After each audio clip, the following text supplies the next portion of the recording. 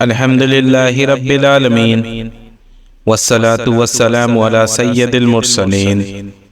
اما بعد فاعوذ باللہ من الشیطان الرجیم بسم اللہ الرحمن الرحیم۔ برادران اسلام، السلام علیکم ورحمۃ اللہ وبرکاتہ۔ سامعین، ہم رمضان المبارک کی شان اور رمضان المبارک کے مہینے کی فضیلت آج بیان کرنے والے ہیں، مگر اس سے پہلے ہم درود شریف کی ایک فضیلت آپ سب کے سامنے رکھیں گے اور اس کے بعد ہم رمضان کی فضیلت کے بارے میں بات کریں گے۔ سرکار مدینہ صلی اللہ تعالی علیہ وسلم نے ارشاد فرمایا ہے، زینوا مجالسکم بالصلاۃ علی فإن صلاتکم علی نور لکم یوم القیامہ۔ حضور نے فرمایا کہ تم اپنی مجلسوں کو مجھ پر درود پاک پڑھ کر آراستہ کرو،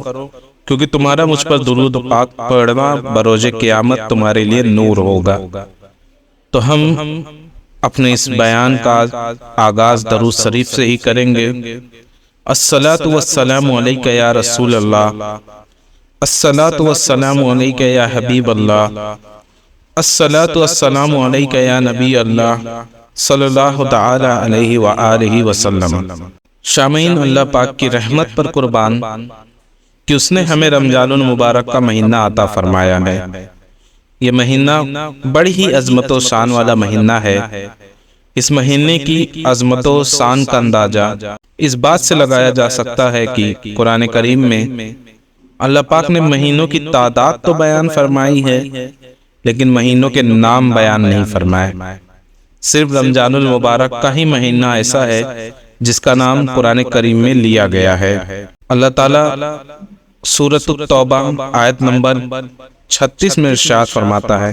ان عدۃ الشہر عند اللہ اثنا عشر شہرا فی الکتاب اللہ یوم خلق السماوات والارض، کہ بے شک مہینوں کی گنتی اللہ کے نزدیک 12 مہینے ہیں اللہ کی کتاب میں جب سے اس نے آسمان و زمین بنائے ہیں۔ لیکن ان 12 مہینوں میں اللہ نے صرف رمضان مہینے کا نام قرآن میں ذکر فرمایا، جیسا کہ اللہ تعالیٰ نے قرآن کریم میں ارشاد فرمایا، شہر رمضان الذی انزل فیہ القرآن ھدی للناس وبینات من الھدی والفرقان فمن شہد منکم الشہر فلیصمہ ومن کان مریضا او علی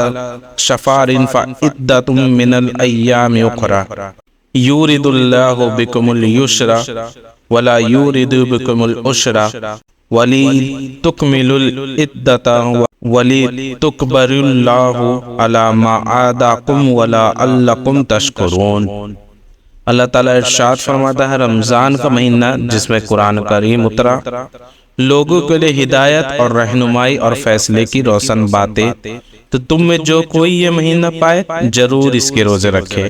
اور جو بیمار یا سفر میں ہو تو اتنے روزے اور اتنے دنوں میں اللہ تم پر آسانی چاہتا ہے، اور یہ تم پر دشواری نہیں چاہتا، اور اس لیے کہ تم گنتی پوری کرو اور اللہ کی بڑائی بولو، اس پر کہ اس نے تمہیں ہدایت کی اور کہیں تم حق گزار ہو۔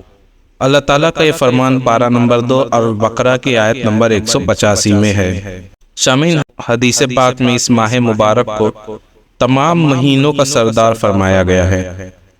اللہ کے نبی صلی اللہ تعالی علیہ وسلم نے ارشاد فرمایا ہے، سید الشہر رمضان و سید الایام یوم الجمعہ، یعنی تمام مہینوں کا سردار رمضان ہے اور تمام دنوں کا سردار جمعہ کا دن ہے۔ رمضان المبارک وہ بابرکت مہینہ ہے جس کی ہر گھڑی رحمت بھری ہے، ہر ساعت عبادت میں گزرتی ہے، جیسا کہ مفسر صحیح حکیم الامت حضرت مفتی احمد یار خان علیہ رحمہ تفسیر نعیمی جلد 2 صفحہ 208 میں فرماتے ہیں، ہر مہینے میں خاص تاریخیں اور خاص تاریخوں میں بھی خاص وقت میں عبادت ہوتی ہے، جیسے کہ بقرہ عید کی چند مخصوص تاریخوں میں حج، محرم کی 10ویں تاریخ افضل ہے، مگر ماہ رمضان میں ہر دن اور ہر وقت عبادت کی ہوتی ہے، روزہ عبادت، افطار عبادت، افطار کے بعد تراویح کا انتظار عبادت، تراویح پڑھ کر سحری کا انتظار میں سونا عبادت، پھر سحری کھانا بھی عبادت، الغرض ہر آن میں خدا عز و جل کی شان ہی نظر آتی ہے۔ سامعین، اس مہینے کی خصوصی عبادت نماز تراویح ہے۔ نماز تراویح کا اہتمام نبی اکرم نور مجسم صلی اللہ تعالی علیہ وسلم کے مبارک دور سے ہی چلا آ رہا ہے۔ خود رسول کریم رؤوف الرحیم صلی اللہ تعالی علیہ وسلم نے 3 راتیں تراویح جماعت کے ساتھ کرائی، پھر امت پر سبقت فرماتے ہوئے تراویح کی جماعت ترک فرما دی کہ کہیں امت پر یہ تراویح فرض نہ کر دی جائے۔ یہ ہمارے آقا کا اپنی امت پر احسان ہے کہ کہیں تراویح امت پر فرض نہ ہو جائے، اس لیے آپ نے تراویح جماعت سے پڑھانا ترک کر دی۔ صدر السریہ بدر الطریقہ حضرت علامہ مولانا مفتی محمد امجد علی اعظمی رحمۃ اللہ تعالیٰ علیہ فرماتے ہیں، اس پر خلفائے راشدین رضی اللہ تعالیٰ عنہم نے مداومات یعنی ہمیشگی فرمائی ہے، اور نبی کریم صلی اللہ تعالیٰ علیہ وسلم کا ارشاد ہے کہ میری سنت اور سنت خلفائے راشدین کو اپنے اوپر لازم سمجھو،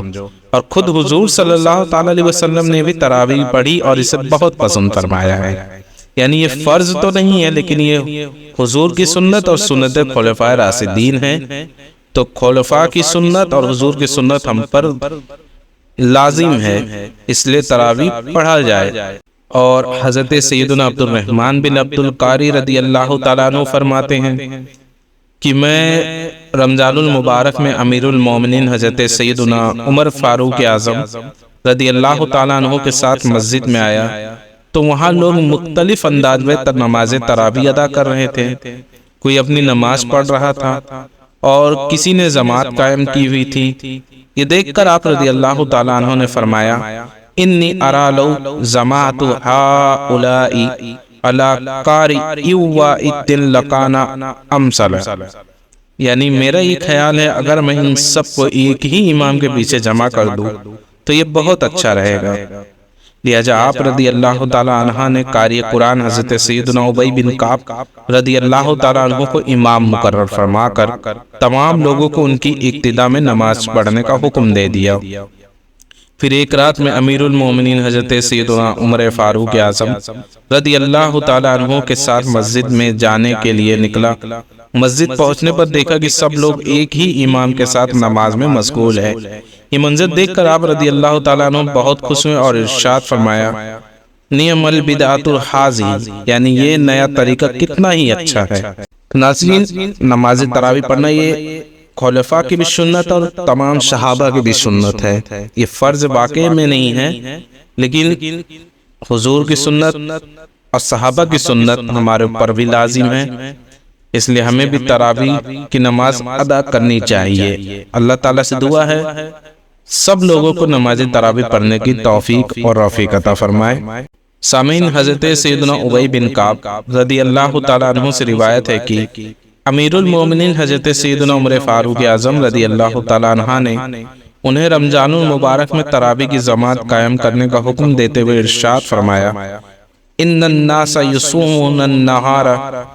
ولا یحسنون ان یقرؤوا فلو قرأت علیہم باللیل، یعنی لوگ دن کو روزہ تو اچھی طرح رکھ لیتے ہیں لیکن رات کو تراویح میں قرآن احسن انداز میں نہیں پڑھ پاتے۔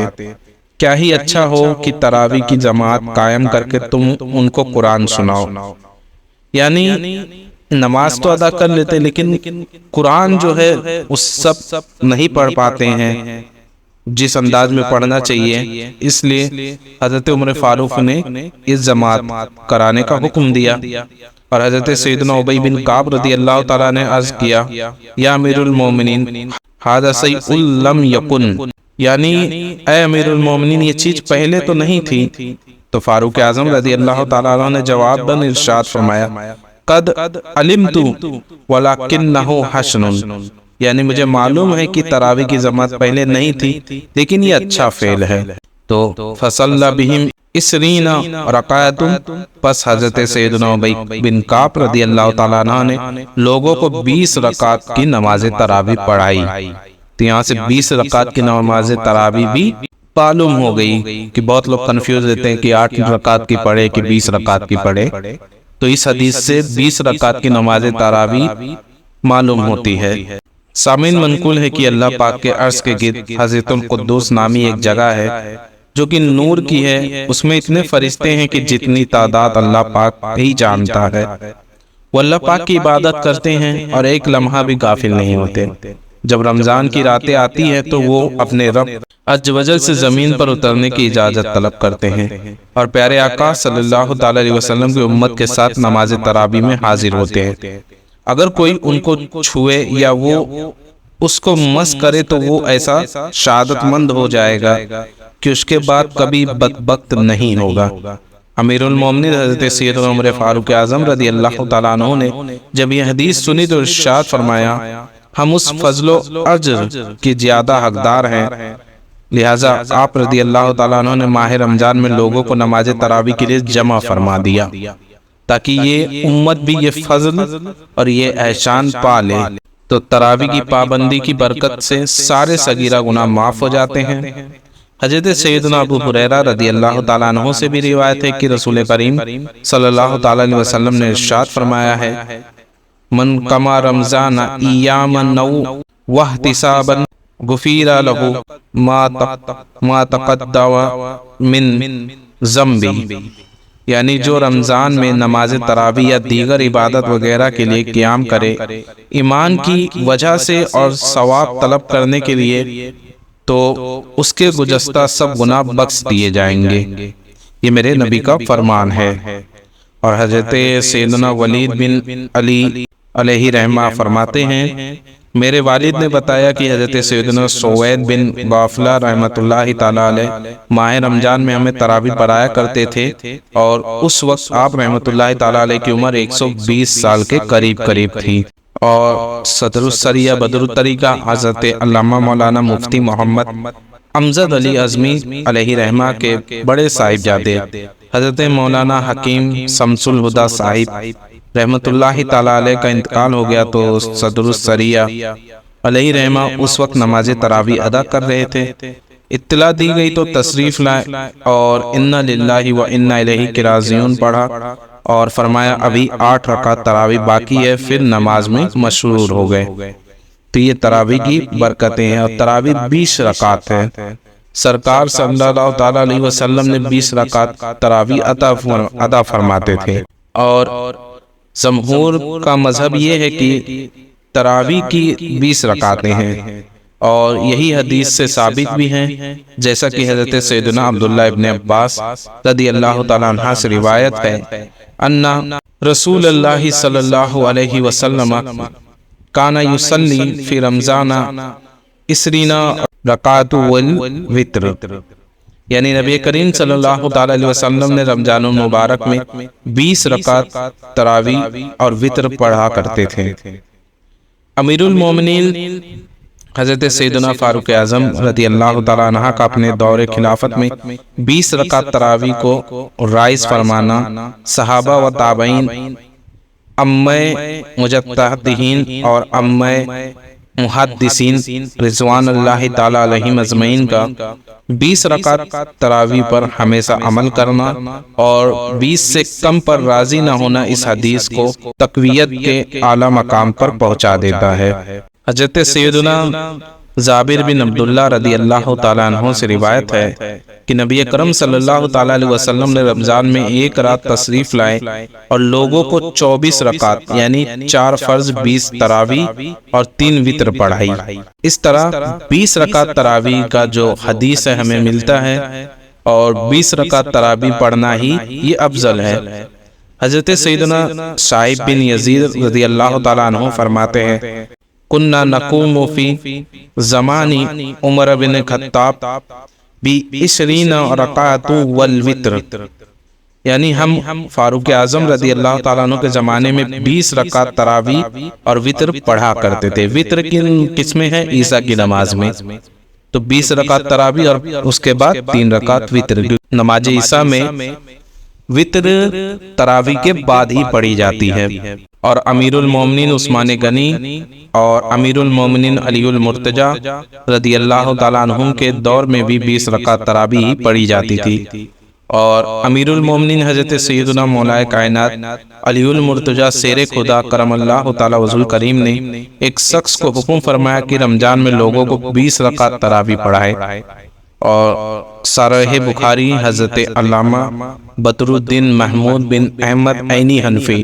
علیہ رحمہ حضرت سیدنا عبداللہ بن مسعود رضی اللہ تعالیٰ عنہ کے بارے میں نقل فرماتے ہیں، کانا یصلی 20 رکعتوں و وطر بثلاث، آپ رضی اللہ تعالیٰ عنہ 20 رکعت تراوی اور 3 وطر ادا فرماتے تھے۔ حضرت سیدنا عبدالعزیز بن رافع رضی اللہ تعالیٰ عنہ روایت کرتے ہیں، ابی بن کعب رضی اللہ تعالیٰ عنہ رمضان میں مدینہ منورہ میں لوگوں کو 20 رکعت نماز تراوی اور 3 وطر پڑھاتے تھے، اور حضرت سیدنا علامہ علی قاری علیہ رحمہ فرماتے ہیں، عزم اصحابۃ علی ان التراویح 20 رکعت، یعنی صحابہ کرام علیہم رضوان کا اس بات پر اجماع ہے، یعنی متفقہ فیصلہ ہے کہ تراوی 20 رکعت ہے، تو تراوی جو ہے وہ 20 رکعت ہی پڑھنی چاہیے، اور بزرگان دین بھی 20 رکعت ہی تراوی پڑھتے تھے، جیسا حضرت سیدنا امام ابو عیسیٰ محمد بن عیسیٰ ترمذی علیہ رحمہ فرماتے ہیں، اکثر علماء کا مذہب 20 رکعت تراوی ہے، جو حضرت عمر، حضرت علی اور دیگر صحابہ کرام علیہم رضوان سے مروی ہے۔ سفیان ثوری، عبداللہ بن مبارک اور امام شافعی رحمۃ اللہ تعالیٰ علیہ اس کے قائل ہیں۔ امام شافعی علیہ رحمہ فرماتے ہیں، ادرکت ببلادینا بمکہ یصلون 20 رکعت، یعنی ہم نے اپنے شہر مکہ مکرمہ والوں کو 20 رکعت نماز تراوی پڑھتے ہوئے پایا ہے، اور حضرت سیدنا ابو قاسم علیہ رحمۃ اللہ فرماتے ہیں، یہ مشہور تابعی حضرت سیدنا سعید بن غافلہ رحمۃ اللہ تعالیٰ علیہ کے بارے میں فرماتے ہیں کہ سعید بن غافلہ رحمۃ اللہ تعالیٰ علیہ ہمیں 5 تراویوں میں 20 رکعت تراوی پڑھاتے تھے، اور تابعی بزرگ حضرت سیدنا ستیر بن ثقل رحمۃ اللہ تعالیٰ علیہ جو حضرت سیدنا علی المرتضیٰ کرم اللہ تعالیٰ وجہ الکریم کے شاگرد میں سے ہیں، ان کے بارے میں مروی ہے کہ یہ لوگوں کو رمضان میں 20 رکعت اور 3 وطر پڑھاتے تھے۔ تو کروڑوں حنفیوں کے عظیم پیشوا حضرت سیدنا امام اعظم علیہ رحمہ فرماتے ہیں کہ رمضان المبارک میں تراوی پڑھنا سنت ہے، اس کا ترک جائز نہیں۔ ہر مسجد والے اپنی اپنی مسجد میں رمضان المبارک کی ہر رات میں وطر کے علاوہ 20 رکعت نماز تراوی ادا کریں، اور حجت الاسلام حضرت سیدنا امام محمد غزالی علیہ رحمہ فرماتے ہیں، تراوی 20 رکعت ہے، اس کا طریقہ مشہور و معروف ہے، اور یہ سنت مؤکدہ ہے، یہ سنت غیر مؤکدہ نہیں ہے۔ اور حضرت سیدنا امام عبد الوہاب شارانی رحمۃ اللہ تعالیٰ علیہ نقل فرماتے ہیں کہ امام اعظم ابو حنیفہ رحمۃ اللہ تعالیٰ علیہ، امام شافعی اور امام احمد بن حنبل رحمۃ اللہ تعالیٰ علیہ کا قول ہے کہ نماز تراوی رمضان المبارک میں 20 رکعت ہے۔ 20 رکعت سے کئی حدیثیں ثابت ہیں کہ نماز تراوی 20 رکعت ہی ہے، کہ تراوی ترویحہ کی جمع ہے۔ تراوی ہر 4 رکعت کے بعد کچھ دیر بیٹھ کر راحت کرنے کو کہتے ہیں۔ اگر تراوی 8 رکعت ہوتی تو بیچ میں ایک ترویحہ ہوتا، اس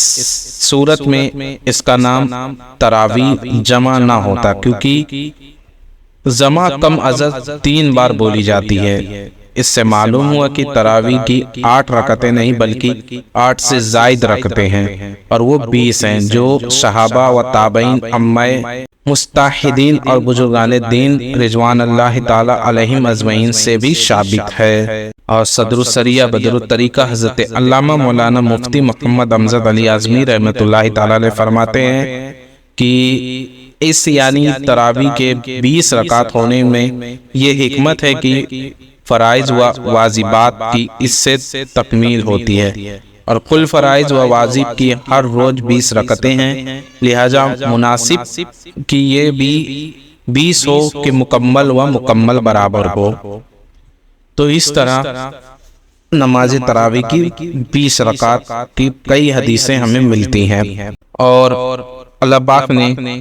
قرآن کریم کو رمضان المبارک کے مہینے میں ہی نازل فرمایا ہے، جیسا کہ پارہ 2 سورۃ البقرہ کی آیت نمبر 185 میں خدائے رحمان عز و جل کا فرمان عالی شان ہے، شہر رمضان الذی انزل فیہ القرآن، کہ رمضان کا مہینہ جس میں قرآن اترا، لہذا ہمیں دیگر مہینوں کے مقابلے میں رمضان المبارک میں کثرت سے تلاوت قرآن کا اہتمام کرنا چاہیے۔ ہمارے پیارے آقا صلی اللہ تعالی علیہ وسلم رمضان المبارک کی ہر رات میں جبرائیل امین علیہ السلام کے ساتھ قرآن پاک کا دور فرماتے ہیں۔ ہمارے بزرگان دین رحمۃ اللہ تعالی علیہم بھی اس مہینے میں نماز تراویح میں اور اس کے علاوہ بھی کثرت کے ساتھ قرآن کریم تلاوت فرماتے ہیں۔ سامعین، انشاءاللہ اس بارے میں اور تراویح کی اور فضیلت کے بارے میں ہم اگلے ویڈیو میں بات کریں گے۔ تب تک کے لیے السلام علیکم ورحمۃ اللہ وبرکاتہ۔